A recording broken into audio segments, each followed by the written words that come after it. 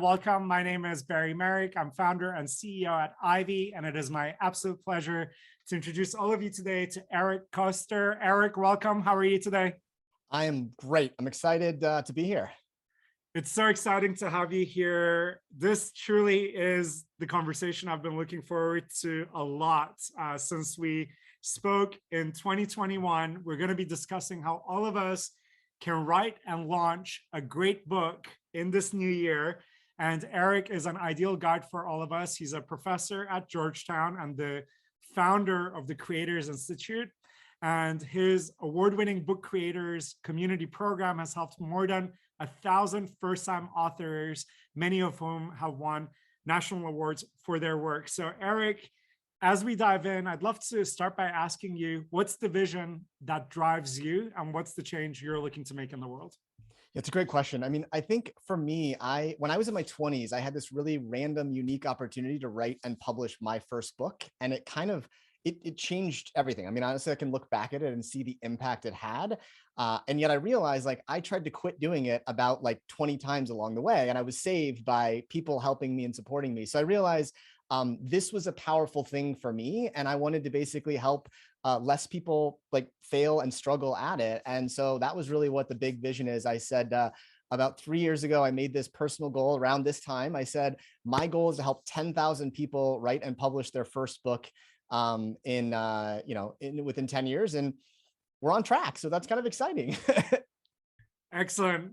My goal is to work with you to help make a big dent on that goal. So hopefully members of our community can represent a huge chunk of that 10,000 author goal that you have. And as you know, we're all about enabling everyone to be the best version of themselves. And as importantly, if not more importantly, to bring the best out of others. Clearly a book, something that crystallizes our thinking, our vision, and whatever wisdom we may have to share, could be a critical path towards achieving that.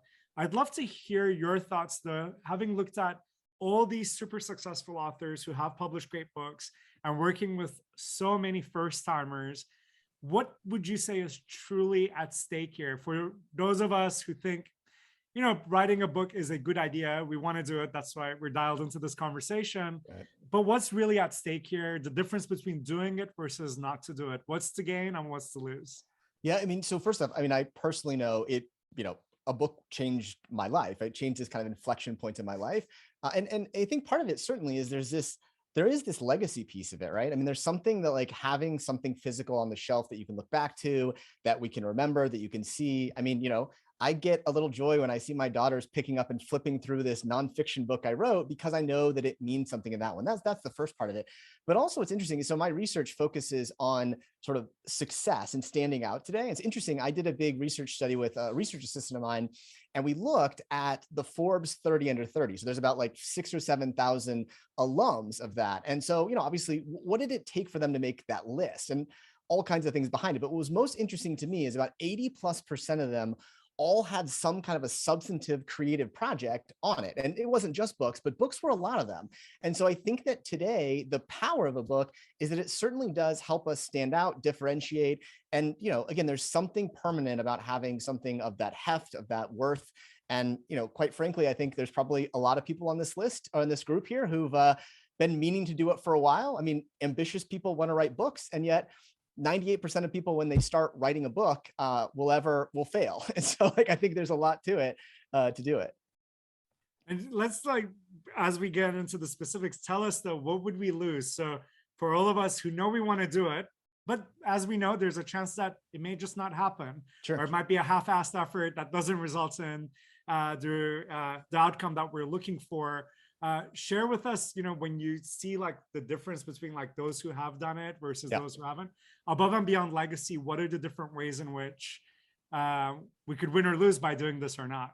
Yeah, I mean, I think the biggest thing today is that I think people are finding ways to like sort of evaluate us in those ways. I think what's interesting is that, credentials like what school you went to or what companies you worked at, they sort of become muted a little bit because it's hard to know what it means. Whereas I think that what's really interesting, and I hear this from a lot of my authors, is that someone picked this up or saw me talk about it or whatever it is, and they can actually judge for themselves about your opportunities. And so that's really, I think there's a lot of power here, is that idea to have something that is yours, that goes deep on something, and that, quite frankly, it is something that does have real like permanence and heft behind it.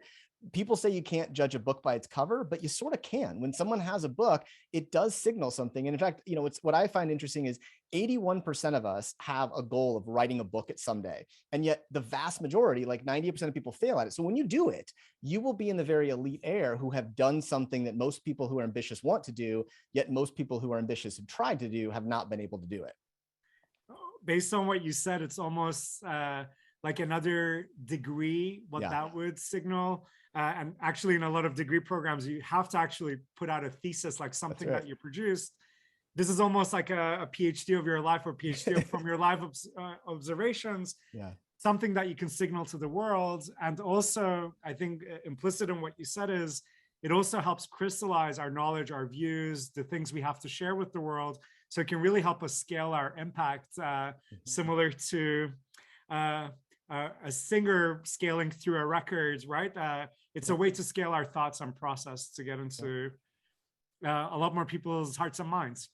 A book is proof that you learned something hard and important. So the book is like the proof point. It's the new diploma, right? In that way, especially on these subjects that are important to us, to go through it, to convey things and to teach people. I think that today's most successful people are great teachers, whoever they may be, whether it's Elon Musk or Bill Gates or Sheryl Sandberg, they're all great teachers in some ways. And a book is a way for us to teach other people our knowledge and share that. And that's really, I think, important, implicit in the legacy, but also the impact that this can have on us. Beautiful. Hopefully that adds to everybody's pre-existing motivations to actually make this happen. And we titled this event, very specifically, how to write and publish a best-selling book in this year, right? So that's multiple ambitious things all in one statement. Before we dive into what that would actually take and the key ingredients, share with us, Eric, what are the biggest mistakes that people typically make when it comes to undertaking such an endeavor, whether it's the kind of suboptimal actions they take or the mindsets they have, maybe the myths they believe in that are just simply not true. Tell us the most commonly recurring errors that you've seen people make so that we can start by thinking about how to avoid them. Yeah, and I think to the point of the title, it's obviously it's salacious, right? Like write and publish a best-selling book in a year. That's a lot, right? That's to think about. But I think what's important, and I guess my big takeaways for everyone in this audience, is to know that number one, this is doable. I mean, I've had 1,200 authors now publish.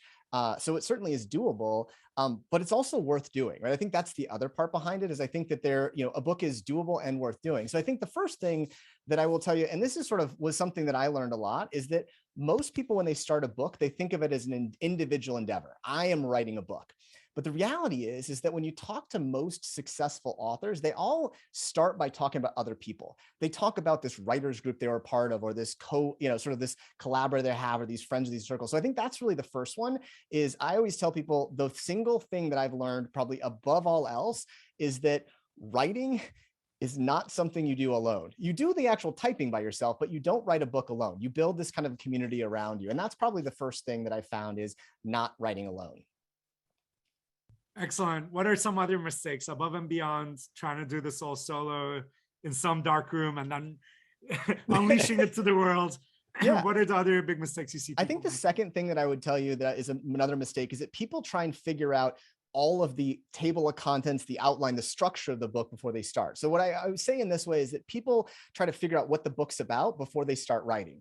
And I would flip that around. You start writing to figure that out. And I think the way I would give you as an analogy is you start this process with a compass, not a map. So I got the chance to interview Dan Pink, and what he shared with me was really interesting. Is he's like, I start out with basically a notepad and a list of questions, and I start to figure out who I can talk to about those questions, and that's how I actually start writing. So I think people try to really focus on the topic. This is what the book is about, versus trying to figure out what you're going to learn and what you're going to share behind it. So that's probably the second thing, is that people start with, here's what the table of contents needs to be, and here's kind of those pieces.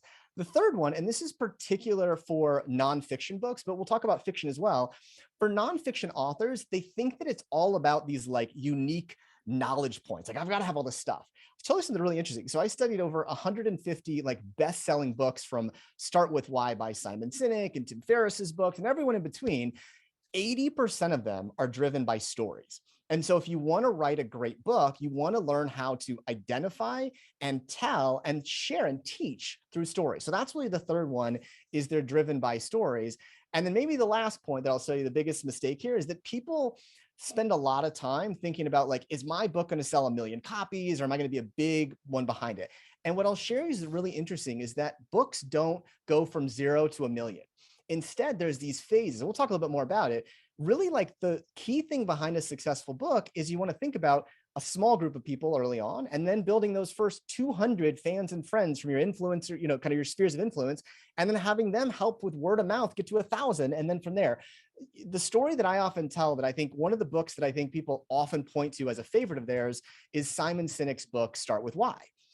Start With Why did not make the New York Times bestseller list. It never has. But it is probably outsold more than all the other books that were on the list with him. Why? Because Simon really focused on finding ways to build a book that was kind of recommendable. People tell people about it. And that's the important thing. You want to write something that's recommendable. And all those pieces, I think, are what people think about it. So don't write alone. Remember, don't try to have everything figured out at the start of it. Learn through this process. Number 3, sort of really make sure that you go deep on this idea of stories. Stories are how we learn and how we communicate. And lastly, don't focus on the big million numbers. Focus on the small steps to get there, because books are sold via word of mouth. Brilliant, Eric. Thank you for that. Tell us the stats behind all this. So obviously, as a professor, you do the numbers, you run the numbers, and you try to maximize the statistical probability. What is the realities? You mentioned earlier, 98% of people undertaking the writing of a book never actually get it done. Yeah. So tell us how that breaks down, so we know kind of what the field is like, and then we'll go and dive into how we want to be the exceptions that prove the rule. Yeah, I mean, so it's you know, first off, I'll tell you, like, part of it for me is when my origin in this one was, I never set out to like be in the book world, right? My origin was I've been an entrepreneur. I've been a tech entrepreneur for most of my life. I got this weird opportunity to teach a class at Georgetown, which, as I shared with you, Barry, I wouldn't have gotten into Georgetown. So the fact that they let me teach there is still bizarre to me, but they let me teach there. And I started teaching a class about entrepreneurship, which was really fun and I enjoyed it. But I found like it wasn't actually helping people start companies. And so going back to what I said earlier, in my 20s, this book experience I had was this unlocking function. It was this very like entrepreneurial deal. So I said, well, what if rather than like making people start a company, I just helped people launch a book as if they were launching a startup? And it was a really fascinating experience for me. Suddenly I realized that like I had a framework to think very differently. It was much more iterative. It was much more community driven. It had this sort of steps and stages to it. And so what was really fascinating about it was that we basically built a community of people working on a book together. So in a semester, we said, well, how does this work? And so over the last 3 years, I've been kind of continuing this exercise. So the big thing that I realize is that 98% of people fail at writing a book, particularly when they write by themselves. When you put people together in a community that supports each other, has editors, 70% of those people will be able to go on and finish a publishable book within 7 months. So it's crazy to think about the power of community and helping us do that, which is important there. So I think that's been the big aha, is that when you think about all these things, it's that most people fail at books because they attack them by themselves. When you give them a community, you give them some goals and some targets, those numbers are 40x better just by thinking about the community behind your book. Excellent. And you'd mentioned before we went live, one hurdle is obviously binary. Did you write a book and finish it or not? So huge numbers of people don't get past through that hurdle. But then of those that do publish it, you mentioned that less than 5% will sell more than 200 copies, and less than 0.5% will sell more than 1,000 copies. That's right. Yeah. And I think that's what's important to understand, is that like really to build a successful book, you have to think about those spheres of influence. So the first thing is, if you want to have a successful book, you have to be able to activate about sort of a couple hundred people in your existing circles to be fans, friends, and supporters of it. So we think about this a little bit as kind of like, if you can get 200 beta readers or people who will read an early version of it, you will differentiate yourself in major ways, because number one, you will have unlocked more people than most books, like 95% do.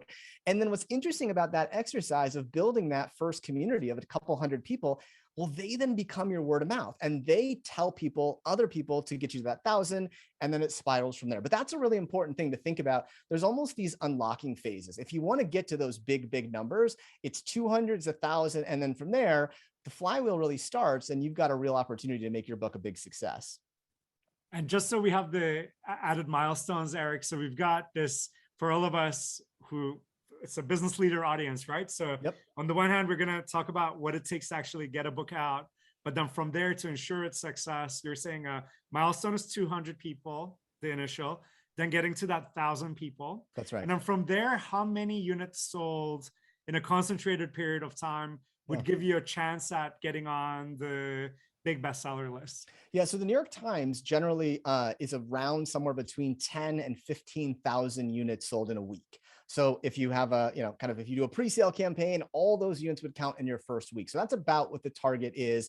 The USA Today, kind of Wall Street Journal sort of ones are more in the, probably like 6,000 to 10,000 numbers in that one. So that's kind of how to sort of gauge those things. Again, it's about concentrated periods that typically happen. So most of the time, a book will make the list right away. And there is a pop for it. There's not necessarily like a sustained long tail it. So again, back to the Simon Sinek story, books that do long tail well are really recommendable. And that's part of how you design the book. But those are kind of the numbers. About 15,000 is really what you want in a concentrated window.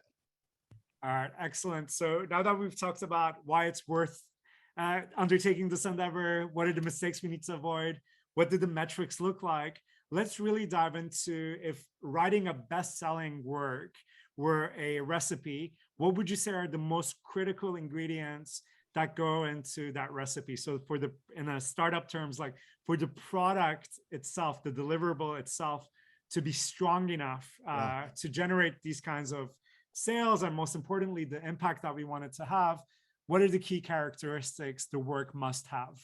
Yeah, and this was based on a study of several hundred books from, again, Adam Grant to Brene Brown and sort of everyone in between. And really, there's like three main things that we saw are really, really important in having a book that, again, has the potential to become that bestseller. Like I said, there's things that have to break for you, but you want to put yourself in the conversation. The first one is great books all have what we call tension.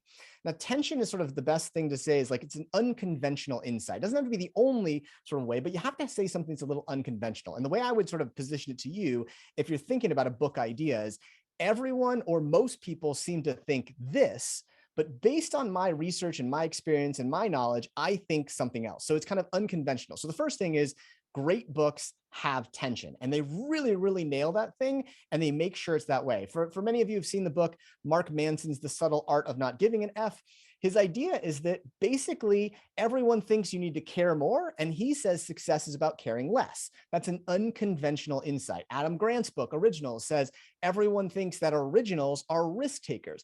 Actually, successful entrepreneurs are risk adverse. They're less risky than the general population. So you have that kind of unique insights is different. Remember, these are very simple things that you can do. They don't have to be the only person who says it, but that's that one.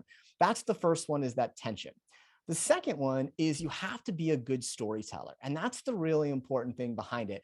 When you really sit down and look at a book, again, pick Brene Brown as an example. She is a masterful storyteller. You literally feel like you're in the room with her talking to people. You hear these interesting pieces. And so about 80% of a really great best-selling nonfiction book is driven by stories. And those are stories that generally, some of them will come from the author. Some of them, all of them sometimes can, kind of more of a memoir style. But in general, when you look at thought leader nonfiction books, about 20% of the stories will come from you as the author.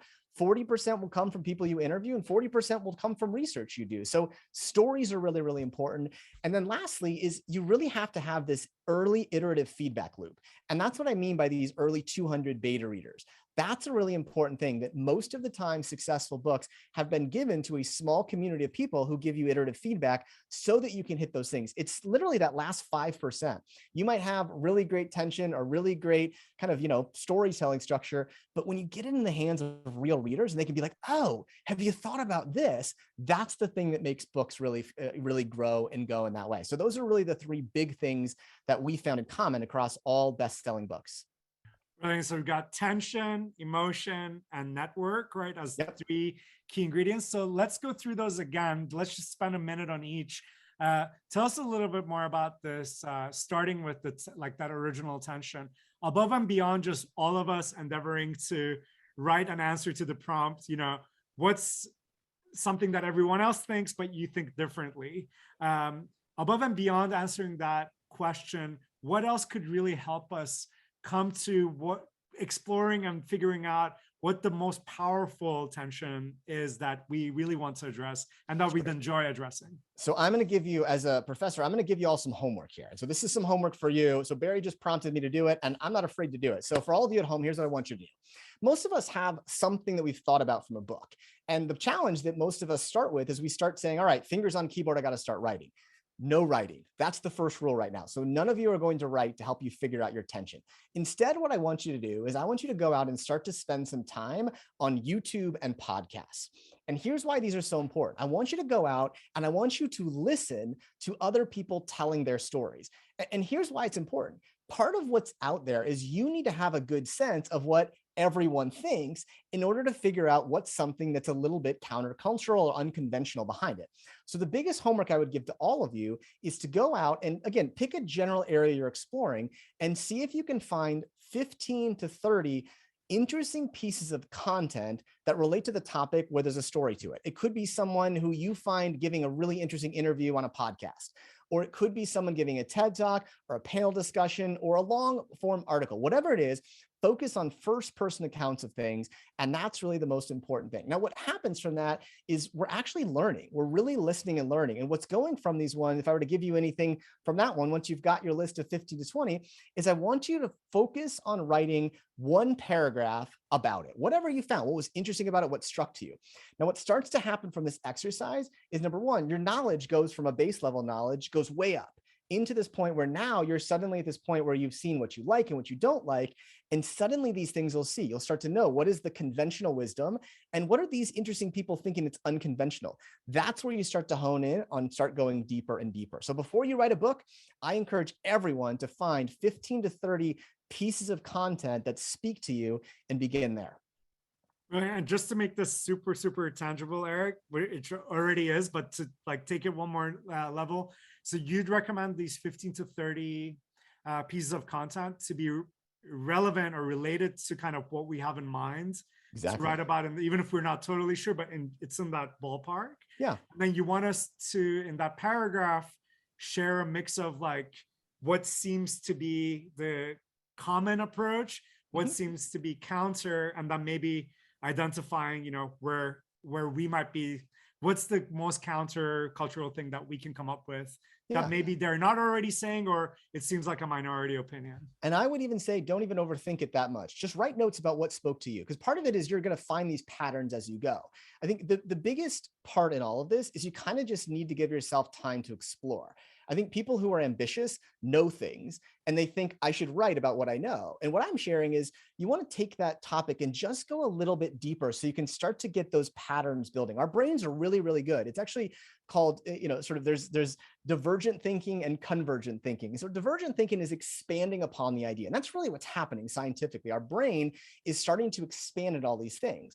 What happens is once you have all these pieces here, then your brain will flip into something called convergent thinking, starting to find patterns. So what I would tell you, Barry, to that point is go out and find interesting things. So if you want to write a book about, you've always thought it would be interesting to explore the future of space, or if you want to write something about how we're going to deal with, the future of X, Y, or Z, just start by seeing what's out there and just gather all those things.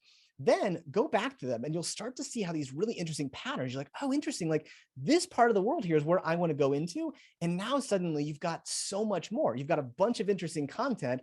Plus you've got sort of a pattern that you've seen in the data that allows you to go deep on something.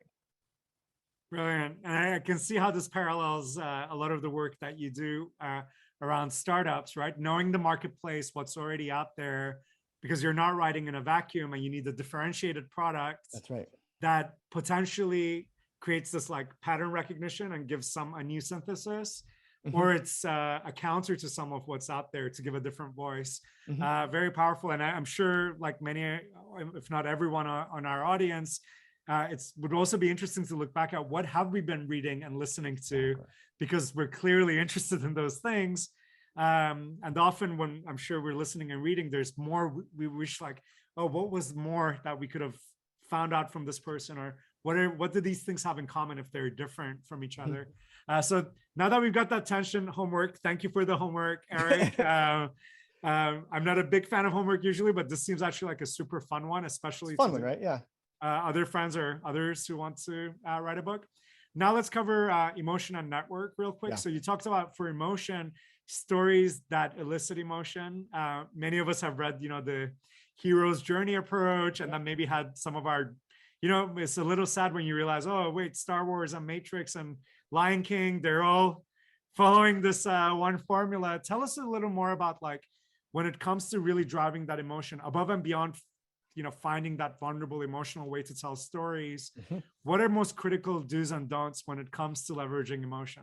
Yeah. So first thing I'll say is that most humans are not natural storytellers. About 5%, according to research, are natural storytellers. So if it's hard, it's not because you're bad at it. It's just because it's hard. So that's the first thing to know. Is I do think you find a lot of particularly first-time authors and things like that. They have coaching, they have feedback. I mean, I have had developmental editors for every one of my books because it's so important. So I think that's the first thing to know. But the second thing to know, if I were to give you a very simple thing to know that what makes for a good story, I'm going to give you three things that separate what we call kind of narrative writing. And narrative writing is kind of what I call term paper writing. Narrative writing and story writing, there's three things. Number one, you will use much more dialogue. So first D is dialogue. You're going to use dialogue and quotes. Most of the time, you'll find that if you're doing some kind of let's say a 700 word sort of story that you're going to include in your book, you're going to have at least 3 quotes in that one. So 3D, 3 dialogues on that one. So the first one is dialogue. The second one is descriptive elements. You're going to describe things like what someone looked like, what the weather was like, how it felt. So again, sort of D for dialogue, D for descriptive elements, and then D for depth. And that means you're going to wind up looking for things like statistics or quotes or things that back that up. So generally speaking, if I were to give you the rule of how to write in more of a story format for books, you take whatever those notes were, so that paragraph or 2 that you wrote based on something, and you add in at least 3 dialogue pieces or quotes, 3 pieces of descriptive elements. You describe 3 things about it, and you wind up describing 3 pieces of depth. You right there will be in the top echelon of storytellers just because you'll have the right components. You take what your thoughts are on something, you wind up layering in those 3 pieces, and voila, you will have something that then with coaching and support can be a great story, but you kind of got to start with the right raw materials to get it there.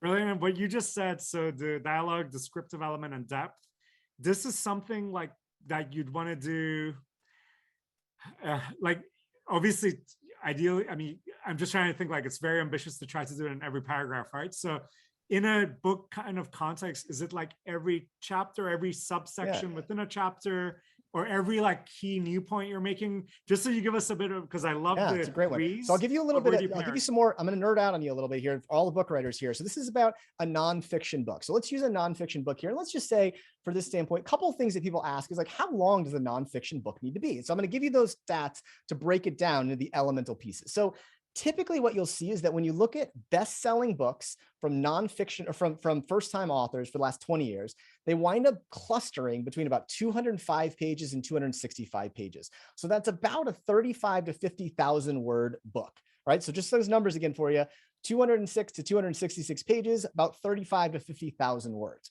Now, let's break that down a little bit more. So what we found in most of these books, when you break down the books by the biggies out there, generally about 80% of them are driven by stories. All right. So that's a lot of stories that you're going to tell. And on average, those stories wind up being between about 800 and 1,000 words in length. So just basically to think about this a little bit, you want to have somewhere between about 25 and 35 stories that are about 800 to 1,000 words. And so in each one of those 800 to 1,000 words, you're going to want to have 3 Ds, 3 dialogues, 3 descriptive elements, and 3 pieces of depth. So starting at the high level, to get yourself a really, really good high potential 200 to 255 page books, you're basically going to need to have 30 to 25 to 35 stories. And in those stories, you're going to need to have pieces of dialogue, depth, and descriptive elements. Excellent, Eric. Never has homework been so exciting and inspiring to look forward to, but that's a brilliant way to put it. So really appreciate that. Now let's bring this all to the third point. You said, the third ingredient is like having that network of true fans in mind. When you're thinking about your audience, yes, the millions who will one day hopefully get a copy, but initially it's the 200 that will actually really care. That's right. And actually recommend it and be champions of it. You said most authors don't do this. What's the right approach to going about finding that 200? Who are they? How to cultivate them? And how does it tie to the kind of content that you're producing? Yeah, so I'll tell you one of the fallacies that people think they need 200 people that are their target audience. And that's actually not true. What you need is 200 people that support you. Because frankly, like, early on, you just want to activate the network around you. So you don't need some massive, huge network at the beginning. You want 200 people that know you, that trust you, and this will be helpful in that regard behind it. So that's really the first thing I would sort of say is don't worry about having this massive, huge, exact audience that you're thinking about the book. You want fans of you. So the research, if you heard of the true fan theory by Kevin Kelly, he says that for the first 1,000 things that are sold by a person, really they're buying the artist or the author, not the work itself. And that's really what's important to know is you want to find people that know you. That's number one.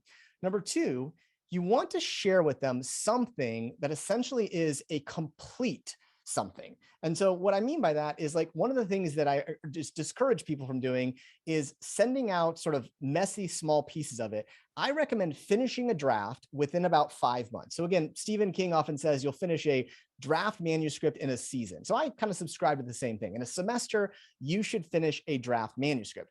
And at that point, I recommend you can send pieces of that draft out to people and those fans along the way. And again, you're going to see that it's waves. You'll send it out in sequences, but those people are really important early on to have that part to kind of give you that feedback. So again, not all 200 are needed on day one. And number two, they don't need to be your target reader. They just need to be people who can give you that feedback in that kind of regard behind it. So that's really the way to think about that pieces of it. Okay, excellent. What's just at a very practical level, what have you found to be the best way to engage these folks? So you already told us like, avoid sending them little blurbs or like, here's half a written chapter or something, send them something complete, but also, if there's like a comms or a launch, kind of a pre-launch schedule just to get these 200 people on board, what is the key ask that you find to be the most important to make as the author? What's your ask of these people? So just to read it, keep it in mind. Do you actually want them to do something? And if you do, what should they be doing for you? How can you make it easier for them to refer and champion the book? So I'll tell you, it's interesting. I find the most important thing is to make them buy the book. So the simple thing here is you want people who are invested in you and the success. Doesn't mean they need to spend thousands of dollars, but to spend $20, to spend $15, $40 to buy the book. And part of the reason for that is that it actually creates a sort of a psychological buy-in to it. So with the authors that I've taught, I encourage all of them to basically sell their first 200 copies of the book. And the reason for that is twofold. One, it gets you in the habit of like kind of learning how to talk about it, learning how to sell those things behind it. But it also curates to those people that are sort of invested in you and the book and their success. And so that is sort of the signal line behind that one to get them to actually participate. And it feels a little weird to sell something like, oh, like, I don't know if I want to do that one. But here's the interesting thing. Remember, they're buying you, not the book. And so if you're excited about this thing, like, of course, I'd love to help you. And I told you this, Barry, here. I'm right now finishing up kind of a Harry Potter-ish novel with my daughters, and I've been kind of engaging with people along the way. These are friends of mine from high school, and like they're super excited to buy this thing, even though, right, like I haven't talked to them in 25 years because they're excited that I'm excited. So it's not about, again, a big audience. It's about that you're excited and you get them invested. And then what happens is they feel like they're an owner of this book. This idea of creating co-ownership is so hugely important. Brilliant, Eric. Thank you so much. We've got a ton of awesome audience questions coming in. So I've got a couple more questions for you. Then we'll go into the audience questions in about 10 minutes. For everybody participating live, there's the Q&A box there. Anything and everything that comes to mind that you want to ask, please put it there. And Eric and I are going to do our very best to get through all of them. Eric, we talked a lot about from the paradigm of like, let's say, nonfiction books. Yep. But you yourself just mentioned right now you're doing a fiction book yourself together with your kids. Tell us about any nuances based on everything you just shared, fiction versus nonfiction. What are the key differences as it relates to what we already talked about? Yeah. So it's interesting. I had this opportunity. So I interview authors for these cohorts I teach. And so within about a week period, I interviewed Dan Pink and I interviewed Dan Handler. And Dan Handler is actually Lemony Snicket, for those of you who know. So interestingly enough, about both of them, they both had this same like kind of process where they start with these smaller pieces, they build those pieces, then those pieces become chapters and then becomes a book. So the process themselves is not that different. You sort of do this research and homework, whether it's true stuff or imagined stuff. You build small pieces, you expand those pieces, combine them, and it becomes a book. What is different, though, a little bit is sort of the ways that you build structures around your book. So what you find, and one of the things that I've learned is that, Simon Sinek and Dan Pink and Brene Brown have a certain structure to the way their books and their chapters are built. Similarly, fiction has the same. So we use things like the hero's journey, as you said, the quest journey, the save the cat, there's different things. So I think what I would share with you all for this process here is to know, you want to start, and the analogy I would give you is building a book is like building a house, okay? The first thing you want to do is don't set out to try and build the house. Instead, start by building the bricks and the wood, whether those are stories for nonfiction book or scenes for fiction. You want to start by building the raw materials. As you're doing that, you're going to figure out whether you're building a rambler or whether you're building a log cabin along the way. And then what you do is you actually borrow structures from authors you like, whether that's, again, Simon Sinek, Dan Pink, Daniel Handler, whatever it is, and you fit your content into those structures to then build it. So there's almost this architecture that you'll see that books have, but you sort of don't start building the architecture until you have the bricks and wood. That's how you can build so fast. Brilliant, Eric. Thanks so much. Now let's dive into the actual process and the timeline, right? We talked about the key ingredients of what's going to get us there. But of course, we can have the intention, but go through a lifetime of kind of avoiding it or not getting through it. So what are the key phases if we want to be successfully publishing a book that has the chance of becoming a bestseller? Yep. You already mentioned the advice of like, well, try to do it in a semester, in 5 months, get to a first draft. What are the subsequent phases from there? How can this realistically be done in the space of a year? And what are the key steps during that year? Yeah, I mean, so again, it depends on everyone's journey a little bit, and we'll talk a little bit about different publishing approaches behind it. I think one approach is, like I said, I believe very firmly in finish a draft in 5 months. It won't be a good draft. It'll be messy and mediocre, but at that point you can move into the next phases of it. So phase one is usually about trying to finish a draft in about 5 months. And again, that's why I sort of say build a community around you. It's sort of this, accidental thing. When I started teaching this in my classes at Georgetown, a semester was a really good constraint to get people to finish it in that way. And that's kind of what has happened from there.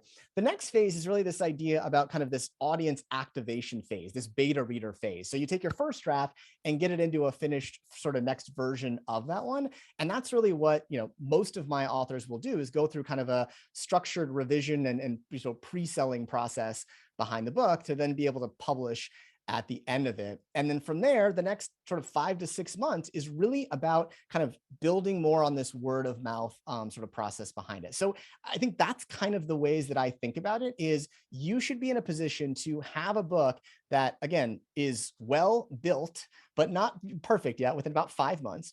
Then it should have gone through a lot of revision and feedback process so that you have the opportunity to publish it within a year.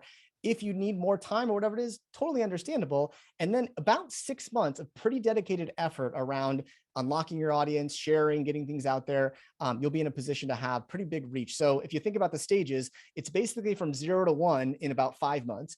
It's from 1 to 200 in about sort of another 5 or 6 months. And then it's from about 200 or so into 1,000 over the next 6 sort of months behind it. So that's kind of how I think about the typical stages of a book. All right, brilliant. So let's dive into those, spend a minute on each just to really figure out what's going on during those 3 levels. So starting with the initial phase, ideally 5 months. I'm sure a lot of people are kind of bracing a little bit, thinking like, January's been crazy. And if I really want to do this, like next 5, how do I do it? Tell us about when it's developing the book and just getting to that first draft, right? Sure. Just getting there. So tell us, what is the minimum viable amount of time spent? Mm-hmm. And what's the best way to spend that time to lead to most amount of success? I recently read Tim Urban saying something like trying to write 2 full days a week versus just 3 hours a day. Mm-hmm. It's 3 hours a day is much easier. You don't need to do the Herculean stuff. Just curious, what is your kind of thought? And obviously there's research, there's writing the snippets and stories, the wood and the bricks, like you said. And then there's also bringing it all together. So tell us how to spend that 5 months to make So sure we actually get it. Yeah, I mean, I'll share with you what I've found, right? And again, this is sort of a, based on about 2,000 people that I've taken through this kind of cohort-based experience behind it to succeed. Generally speaking, you start with early on kind of the gathering phase. So we spend about a month or so what we call get smart. That is just gathering and taking notes. So about a month, and most authors that I coach wind up saying they spend about 4 to 6 hours a week working on their book. So it's not like this big, huge thing, but it's about 4 to 6 hours a week that they spend on it. The first month is primarily focused on gathering and summarizing. So that's the first month. From there, we spend about 2.5 months just honing the craft of storytelling. And so this idea of taking all that research and turning them into these 800 to 1,000 word stories is important. Part of what we found is that kind of an editor can help your writing quality improve a lot. So that's what I would sort of say is then you want to turn that sort of, research and work you've done into, 20 to 30,000 words of stories. And at that point, you then start to organize it into chapters and finish a first draft. So that's really the way to think about it in 5 months. If I were to break it down for you again, about a month or so, and it can be longer, but about a month of dedicated time, 4 to 6 hours a week, focusing just on gathering and summarizing. Then about 2.5 months just on the craft of storytelling. Some of those are your stories, interview-based stories, and then some of them are research stories. And the last part of it is using these architectures, the structures of authors you like, to organize it together into chapters and then put it into a draft. That will not get you a great book. It will get you a messy and mediocre but well-structured book that then revisions can make into a great book. Okay, brilliant. And this going from that development phase, right, with this structure you gave us to that initial audience phase, share with us how iterative it is still in that initial audience phase, or are you going to them with the finished product? Just curious, because you said that, well, they should buy the book, but that means, okay, then it's done. Yeah. How does that, how iterative is that phase? Yeah, I recommend that in that next phase, and this is what I share with you my books. The next phase for most authors is sort of a professional rounds of feedback. So this is where you sort of, might have some close friends of yours who are into writers, or might hire an editor, or even on the publisher side, have an acquiring editor or kind of a structural editor to go through it and give you that first wave of detailed feedback. So once your manuscript is in a first format, you need someone who can give you kind of a structural way to attack it. And that's the first phase. So again, I would call this all still an internal draft. The second version of it, again, version 2 of the manuscript, is where then you want to start sending it out. And I usually find that most authors typically go through anywhere from about 2 to 4 rounds of sort of external feedback where they send it out to people to do it. So again, the first one might be the people related to you. The next one might be people that you're not so intimidated by, and then people you are intimidated by. But that process of getting feedback on it and improving each way along the way gets you to a point where you have a solid manuscript. And then from there, you can get it copy edited and go into those phases and stuff like that. So generally speaking, that's the way I think about it. Again, part of the interesting thing that you can do, again, is especially by building the audience along the way, you'll see that your book will now start to have, again, momentum behind it. Oh, well, you should come speak at this conference or come to this group. So by involving people in the revision process with you, they then become the champions that help when the book comes out, 6 to 9 months later. Now you've got this network of evangelists to help it spread. Excellent. So we go through the initial process, and then we get these professional rounds of feedback. First, people that we know and who love us, and they'll love us no matter what.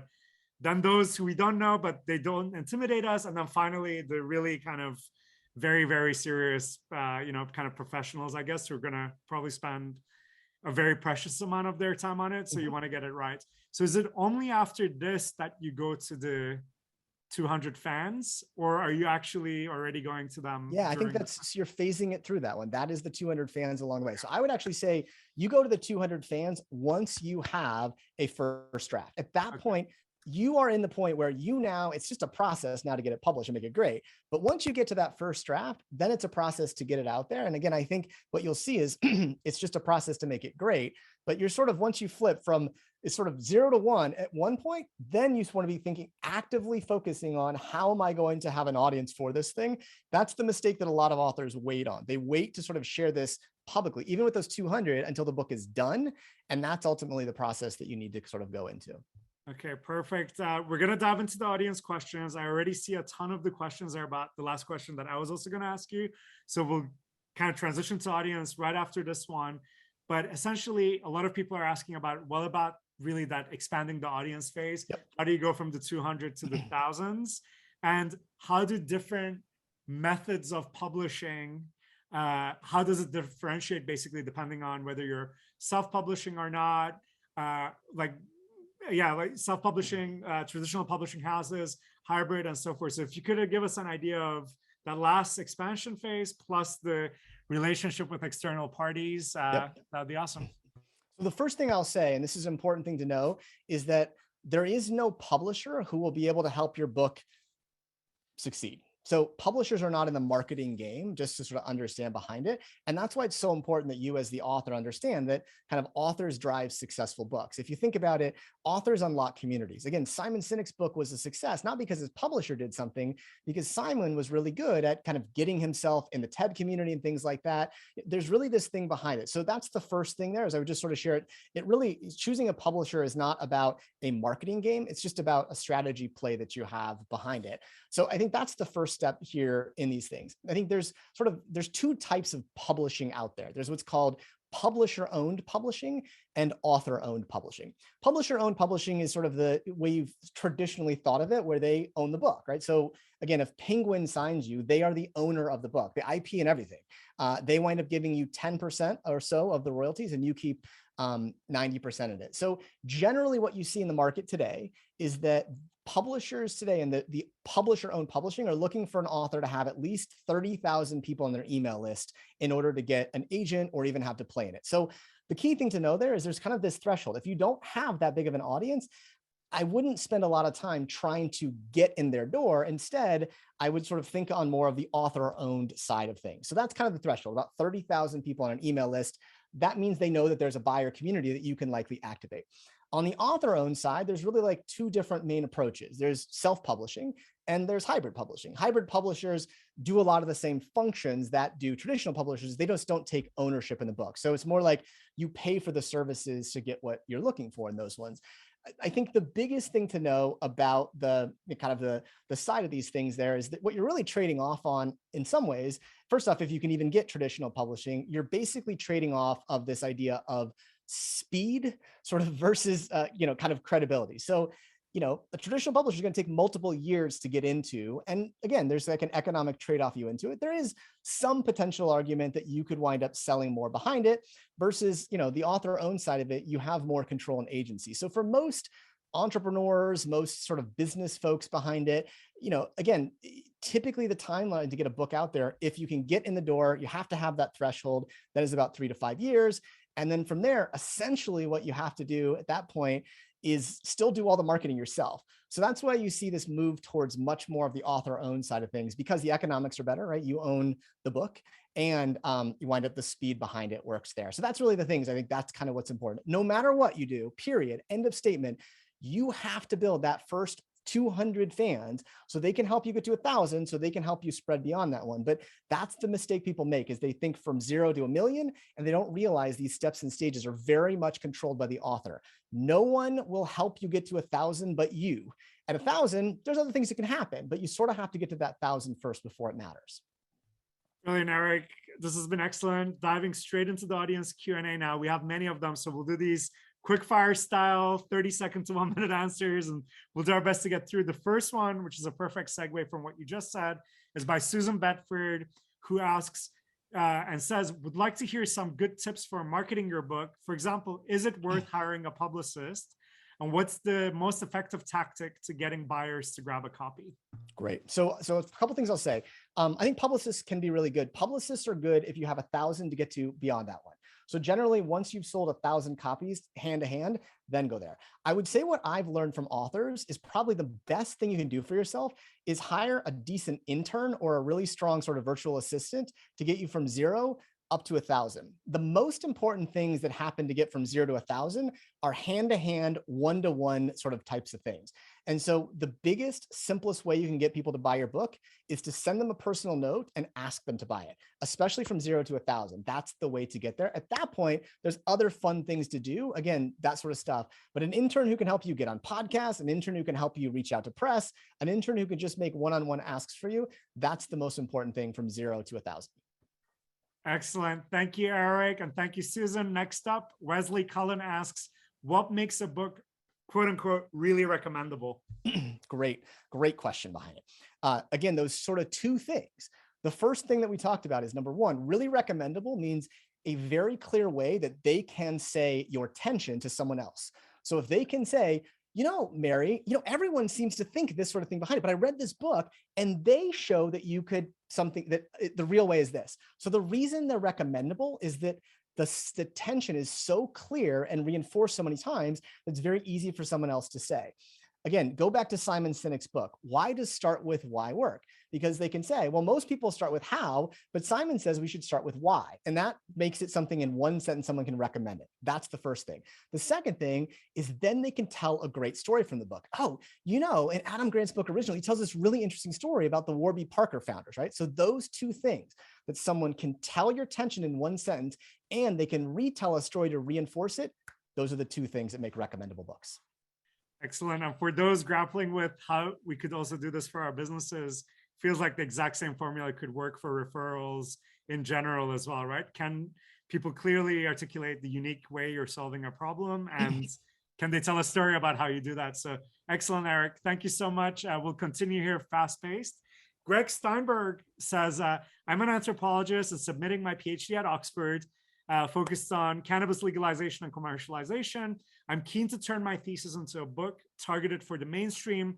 How would the process be different? What advice do you have? And for me, generalizing this to everyone, for everyone who's ever written something formally before, whether it's a thesis or not. So what's the formula to Greg's question and for all of us in general? Yeah, so it's a great question. I probably have, I'd say probably 10% of the people that kind of come through my cohort every time are people who have, hey, I had a thesis or a dissertation or a long form article. The key thing to understand about a great nonfiction book is to remember how it's built. So 80% of a nonfiction book is driven by stories. The other 20% is what's called the contribution. The contribution is the teachings, the lessons, the takeaway. So for Greg's standpoint, if you think about his dissertation or thesis, the 20% is really going to come mostly from his dissertation and thesis. So the key thing to do is to summarize that into simple things and then go out and gather those stories that are going to sort of summarize and teach us what it was. So the thing that's really, I'd say different maybe for Greg versus other people is Greg's probably already done that work that I talked about of going out there and doing podcasts and interviews a little bit, some of that stuff already by getting his sort of contribution. Then it's about storytelling and pulling them together. But very, very common, someone has something, and I see this a lot. I've given a talk or I've done a TED talk and I want to turn it into a book or something. Key things to remember, what is the contribution? And that's sort of validating the tension, and then what stories support it to make it interesting. Excellent. Thank you, Eric. Next one, Eric Vest and Tom Seaman ask two questions that are very relevant. What do you think about using a ghostwriter? And Tom, that's Eric. And then Tom says, why is a good ghostwriter potentially a bad idea? So what would you say, what's the pros and cons here of either approach? Yeah, so I think that ghostwriters are, they can be really good. They're expensive is obviously, I think, one of the biggest challenges, and they don't necessarily write the book for you. They help you to write the book. I think part of the reason why a lot of people, particularly like, entrepreneurs and executives, turn to ghostwriters is because they sort of don't know where to begin. And so what they're doing is they're oftentimes paying for the architecture versus paying for the building of the bricks and wood. So what I would share with you is that I think it's almost more important to not worry about the book and to worry about building that writing habit behind early stories. So for both of these individuals, I would sort of say is the most important thing to do is, rather than go out and hire a ghostwriter, is first to do the work of going out and identifying and learning and finding those stories from the research we talked about, then starting to write some notes about it and maybe adding some pieces into it, and then seeing, well, all right, maybe it's not so hard to write, some 1,000-word things and then build it in the book. But I think oftentimes people, like we talked about marketing, they start from an idea into the book. And I think you need to sort of iteratively step your way there. And that's, again, what we spend most of our time teaching, is how to go from interesting kind of research and sort of stories into story writing and then build up from there. Excellent, Eric. Thank you so much. There are multiple questions on this one same thing, so I'm going to try to combine them together. So Hussam Al-Saleh asks, when you say you share the first 200 copies, are you saying the manuscript or the published book? If it's published, how can I fix it to get to the next 1,000 and so on? Suma Matai, similarly, or on the same vein, asks, how do you price the book for this initial audience to your network? Can you have the book published in draft mode? Okay, I'm Maria Isabel Lazo Corvera. When the first 200 people read your book before publishing, if they do make important comments, how do you change your book? What do you suggest? So this is all that phase of going from almost final, you're selling. How do you make adjustments? What's the key there? I mean, for a lot of people on this call, you're entrepreneurs, so you get it, right? You're sort of selling the tension of the book and kind of the process you've gone through, which is very much a normal thing, right? You're getting people to buy into the idea and then involving them along the way. So yes, I believe that you should start to sell your book before it's really done or getting people involved in that kind of way. So that's what those sort of processes are. For most authors that I coach, version 1 to version 2 is internal, but then version 2 to version 5 is all based on feedback along the way. And that's sort of the ways that this will sort of happen here, is that feedback mechanism. In terms of like how to do these concepts, again, generally speaking, what I say is in your pre-sale campaign, price it higher, price it what you can to get people in there. Most of the authors that we do pre-sales with sell it for about $30 to $40 because they're being a part of this thing. They're going to get signed copies and all that sort of stuff behind it. But really, like, the effectively done pre-sale of a book can do two things. One, it can generate funds for you to use towards cover designers, editors, layout. But number two, it generates those early fans who can help make the book better. You take their feedback and go from version 2 all the way to version 5 or 6 or 7. And they then, because they're a part of this one, again, we want to feel connected to something. And when we are, we tell other people about it. So these sort of 3 phases of a pre-sale: number 1, it helps you generate proceeds. Number 2, it helps makes the book better. And number 3, it creates word of mouth marketers for you. That's the secret that you see in today's most successful kind of, again, particularly first-time authors. Brilliant. Eric, thank you. There's a few questions coming up around like the distinctions between fiction versus nonfiction, especially in the second part of the conversation, as we talked about really marketing the book and getting it out there. Any other nuances that you want to share about if somebody wants to write more of a fiction book versus nonfiction?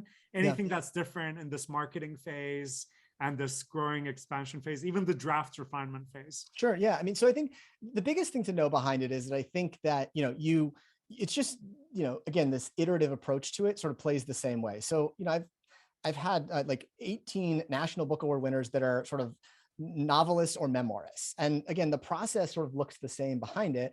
Again, and almost 20 or so on the nonfiction side.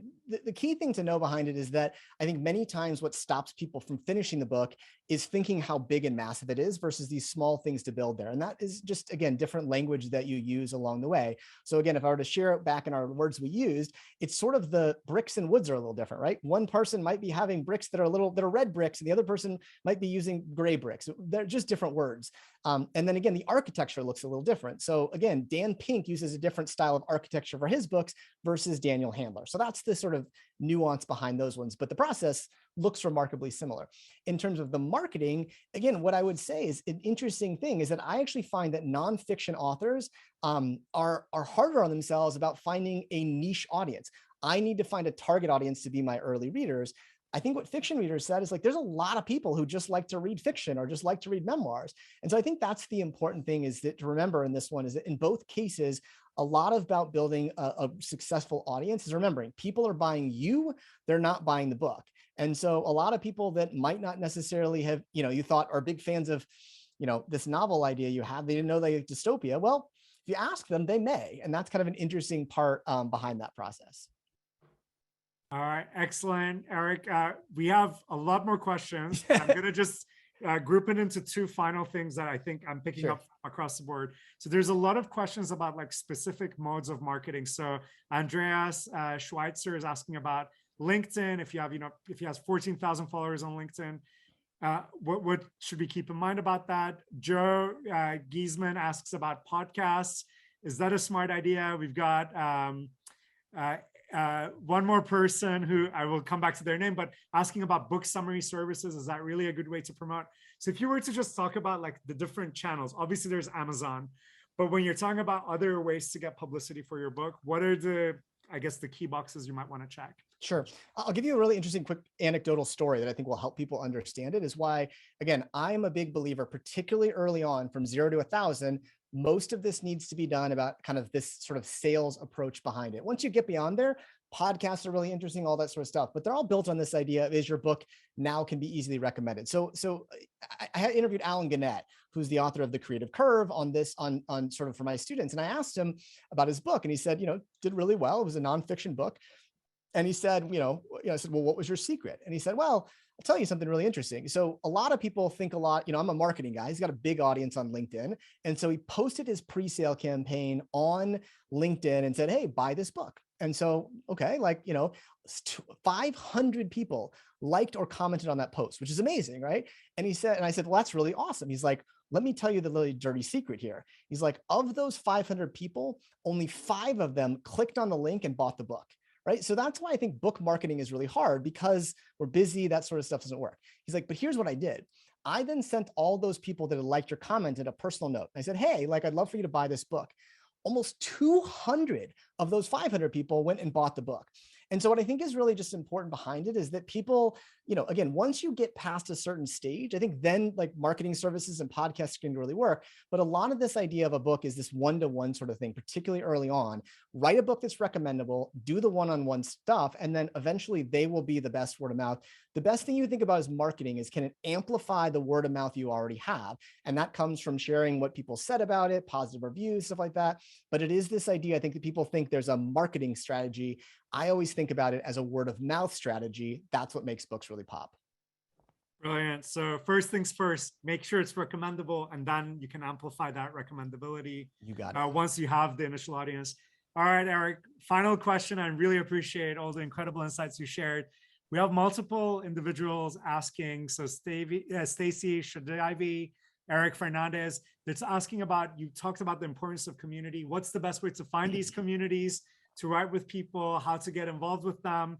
And if you could, I know you do a bit of that too. So sure, share with us the answer to that question, as well as how we as a community can best engage with you, support you on your endeavors, and any final call to action or word of wisdom you might have for us. Sure. Yeah. And again, I think that is the key thing, as I would sort of say, is just, if I summarize anything, a book is worth doing, but never write alone. Those are the 2 big takeaways from today. So it's worth doing, but don't do it by yourself. And so for me, I started, this is a class at Georgetown. About 3 years ago, I worked with them to create an open community version of what I teach. So 3 times a year, I do teach an open version of this that I'm happy to have people participate in. The next one starts in February. You can just visit creator.institute for details. And then just send me a note if you want to do a call with me. I will do a 15-minute call with any YPO or IV member to talk about their book idea. It doesn't really matter what you want to do, just to even help you figure out how to start the process. So if you want that help, I'm certainly open. I've been a longtime member and supporter of IV, and so I love the work that you guys do. So if I can be helpful, awesome on that front. I think the biggest thing I would say behind it, though, is that just don't be afraid to talk about your book early on. And that's what I sort of mean behind it, is just have those conversations. The biggest, simplest thing you can do is go out and talk to friends and family, find those people behind it, and just talk about it, share those conversations. There are some writers groups that have local meetups and things like that you can look for and find. Sometimes libraries have those things. Again, ours meets, once a week for an hour, and then time with an editor. But I think the biggest way that the biggest way to support this idea of this goal towards 10,000 authors is, number one, if you're on this call or you're listening to it, it's probably because you've been wanting to write a book for a while and you haven't done it. So here's what I would say. What you've been doing hasn't been working. So my key thing behind you is stop trying to do it by yourself and find other people. And whether that's, this community within Ivy, and again, some of the group here, I've actually worked with probably a dozen or so Ivy members to help them work on books. Biggest thing I think that you can do is find a community. Don't write in secret. That's not how great books are done. Eric, I want to thank you so much, first of all, for your generosity with these insights you shared, with also making yourself available for those who want to do this, for having your goal be enabling 10,000 people to do the same. So hugely appreciate you doing all of this. Thank you for being here today. For everybody who's listening, we're also going to work with Eric to find a program for everyone within our community that wants to do this together. We'll find also, above and beyond all the ways Eric mentioned, we'll find a way to also connect you together. It's one of my goals for this year as well. So Eric, excited to explore that further together. Can't thank you enough for today, and hope to see you again very soon. Thank you, Eric. And thank you, everybody, for joining us. Till next time, be well, take care, and see you soon. Bye, Eric. Thank you. Take care.